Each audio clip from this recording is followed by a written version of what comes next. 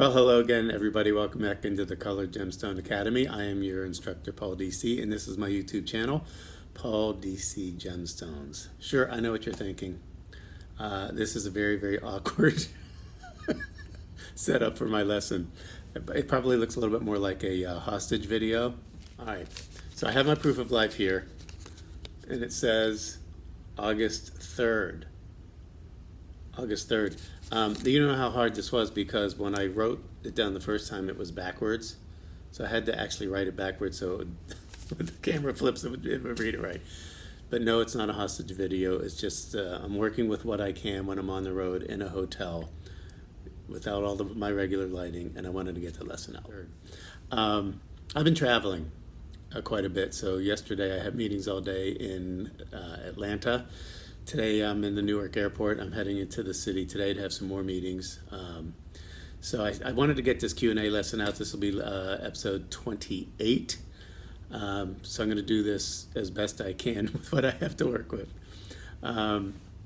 Also, I wanted to thank everybody. We are now over 2,300 subscribers, and I couldn't have done that with each and every one of you. I really do appreciate all your support. If you have not yet subscribed to the channel, please just hit the subscribe button. It doesn't cost you a penny. It's absolutely free. All right, this is, as I mentioned, this is a Q&A series, episode 28. I love these lessons because it's really you giving me feedback. Sometimes it's comments, sometimes it's questions. So you'll see me looking off to the other side because I have my computer where I've written down all of your questions. All right, question number one is from Silver S. Parnell, and this is from Turquoise 101.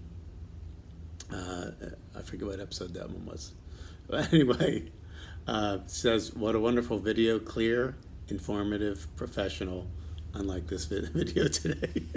Thank you so much. I'm planning to get into wire wrapping stones, and I'm keen to do turquoise since I live in New Mexico, and turquoise is a super popular gem here. Well, thanks, Silver.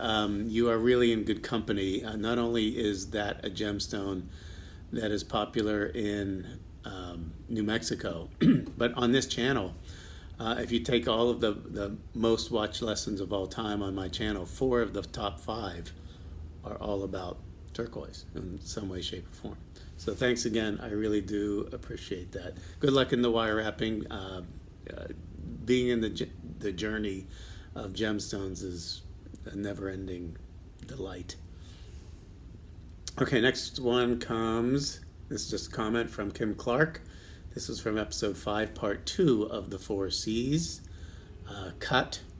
And she says, fantastic lesson, thank you. Well, thanks, Kim. I'm glad you're enjoying the lessons. It also reminds me that there are new people that are subscribing all the time that may be going all the way back to the beginning and watching these lessons. So feel free, if you are a new subscriber, and I know that we're on in the gem lessons, we're up to episode 70, and this one is 28 of the Q&A. You can always go back, start over from the very, very beginning and catch up. Or if you need to kind of refresh your memory on something like turquoise or another subject, you can always go back and watch it. So thanks, Kim. I really do appreciate that. Okay, next we have Andrea H., and this is from episode 70, Charoite, our most recent lesson. Paul, when you first started comparing sugilite to charoite, I didn't get it. Then I saw what you were referring to with the pear-shaped sugilite, striking similarity to the charoite. Always learning something new, thank you, and I love transparent amethyst, faceted amethyst with charoite. It's like being the best dressed in the room. Very captivating colors. Well, I couldn't agree more. I think that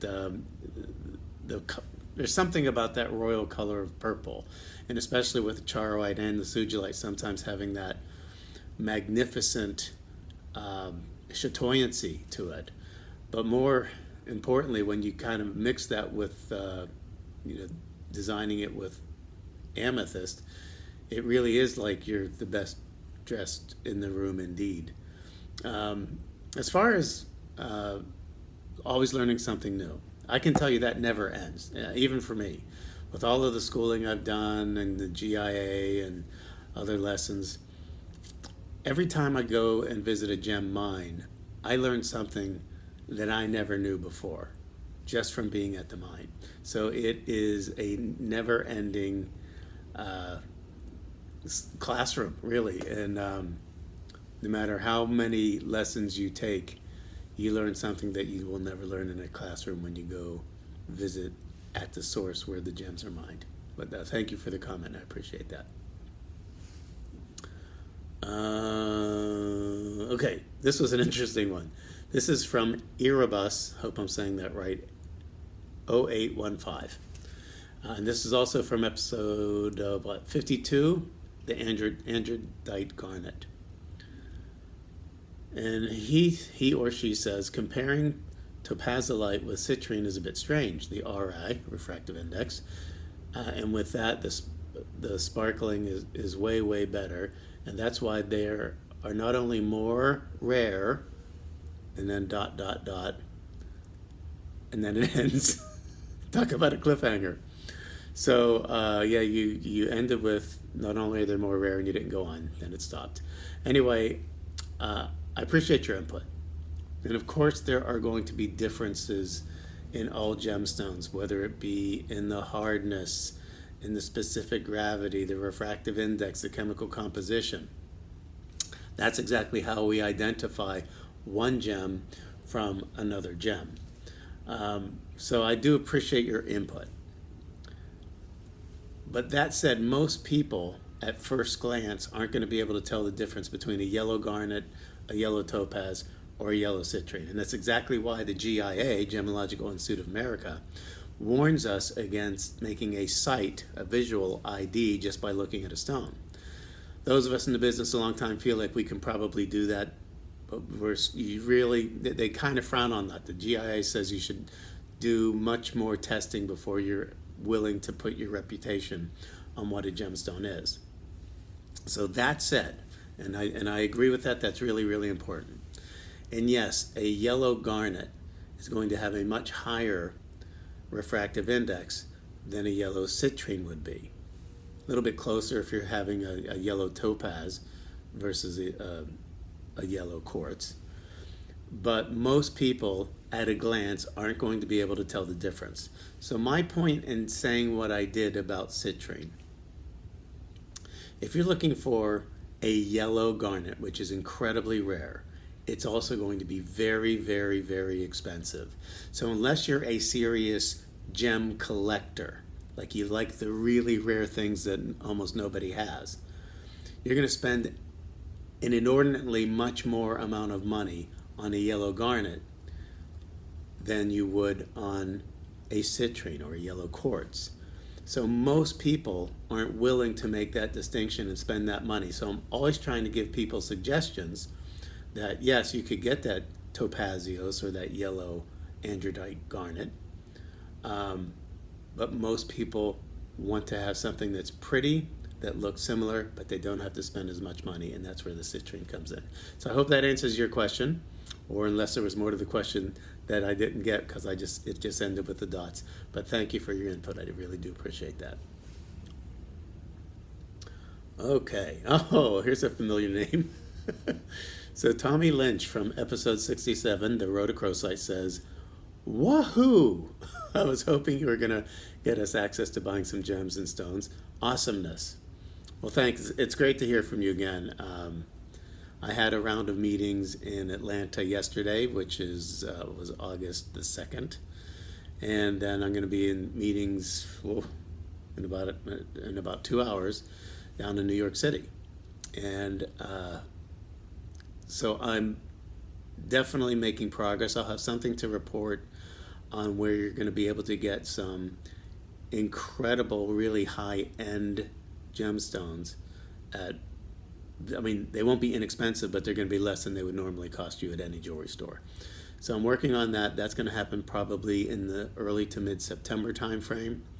And as far as the loose stones, that's still a work in progress. You know, especially in the television, like shopping channel format, most of them aren't willing to do much with the loose stones because it's very difficult for the average person who's watching a show to look at loose stones or rough and then envision what they can do with that and how it can become a piece of jewelry that they treasure. So I'm going to work around that. It's going to be part of my meetings today, talking about, even if it's just on direct from the web, where you can get rough and perhaps loose gem quality stones. And that might be outside of the other thing I'm announcing for September. So I'll keep you posted on that.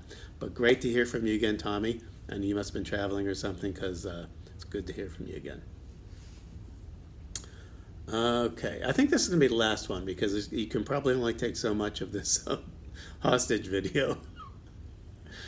But I appreciate your patience with me. Sometimes traveling can be, and I didn't bring all the lighting and everything. I'm just right by the window in the hotel.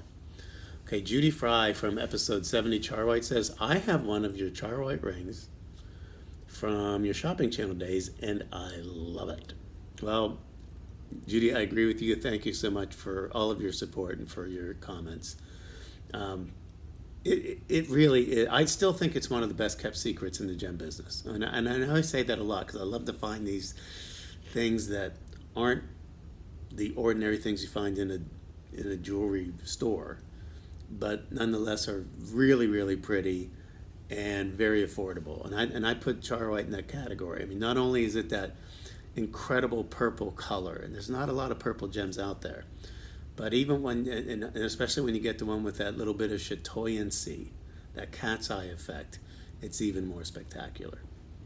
Well, thank you so much, Judy, for the comment, and that's going to do it for me. Once again, thanks for bearing with me in this makeshift lesson I did in a hotel room in Newark, New Jersey. But once again, if you have not yet subscribed to the channel, please do me a favor and subscribe. I know people think that you have to pay because it says subscribe. No, it's completely free. It doesn't cost you a penny. Well, that's it. My next lesson will, as usually, the gem lessons drop on Saturday mornings at 10 a.m. And when I'm not traveling, the Q&A videos are usually 5 p.m. on Wednesdays, which I'll try and get it out this week. Anyway, thanks so much. I really appreciate you watching, and we'll see you next time. Bye-bye, everybody.